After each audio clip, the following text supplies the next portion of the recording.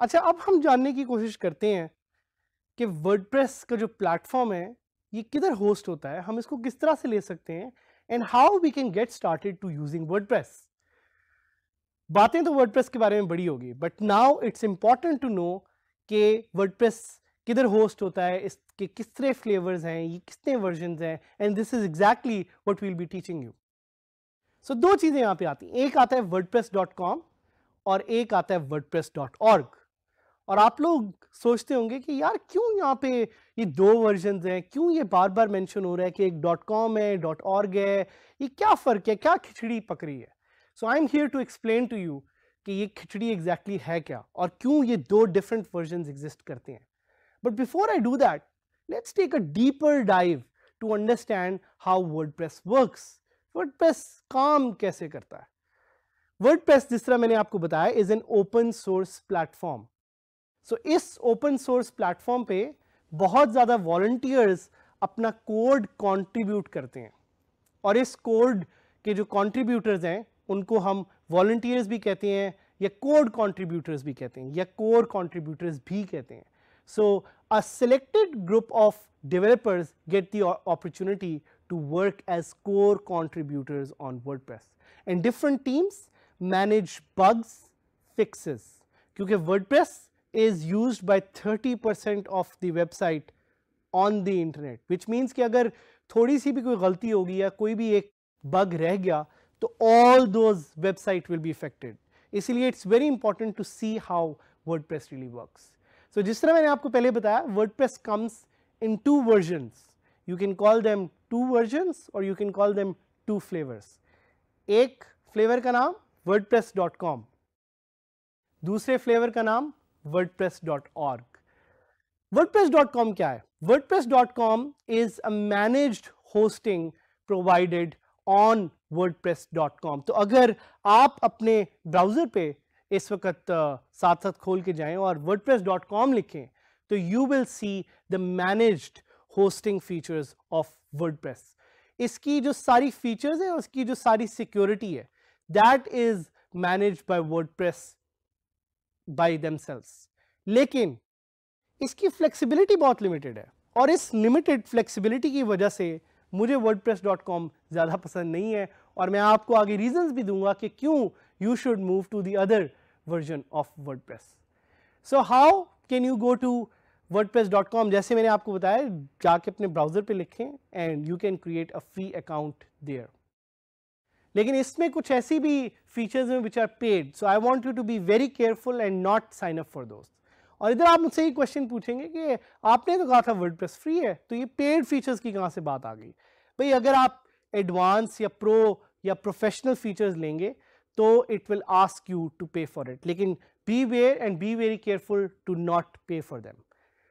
Let's talk about my favourite flavour of wordpress.org, जो wordpress.org पे available है। आप जाके इसको अपने ब्राउजर में खोल सकते हैं, यहाँ पे आपको विजिबल भी होगा। वहाँ से आप वर्डप्रेस का सेल्फ होस्टेड या सेल्फ मैनेज्ड वर्जन जो है वो डाउनलोड कर सकते हैं। क्या होता है ये सेल्फ मैनेज्ड वर्जन?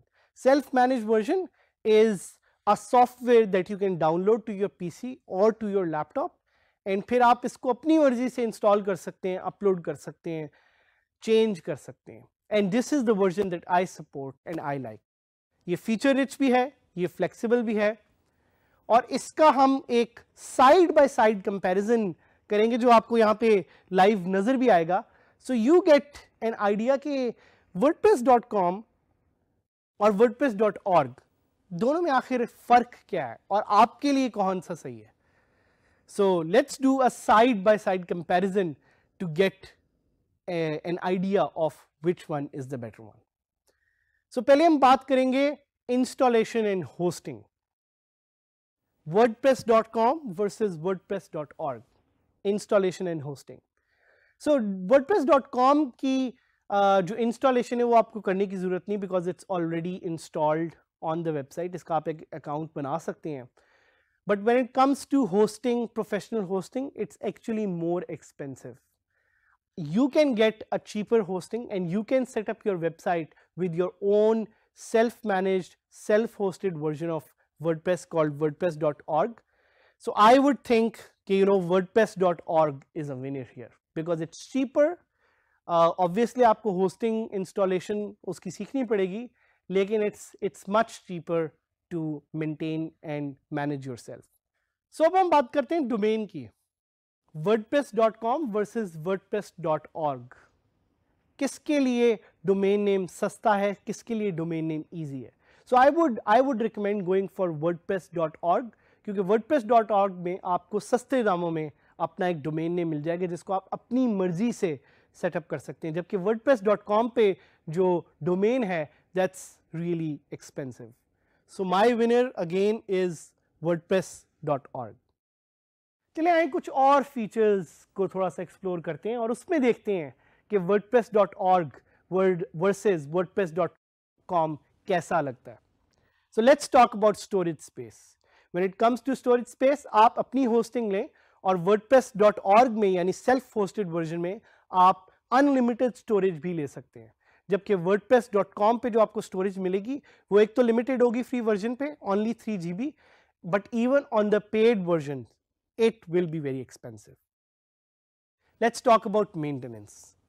ठीक है, ये वो एक एरिया है जिधर WordPress.com is much better because maintenance आपकी ऑलरेडी मैनेज हो रही होती है, लेकिन WordPress.org also gives you what we call as customization.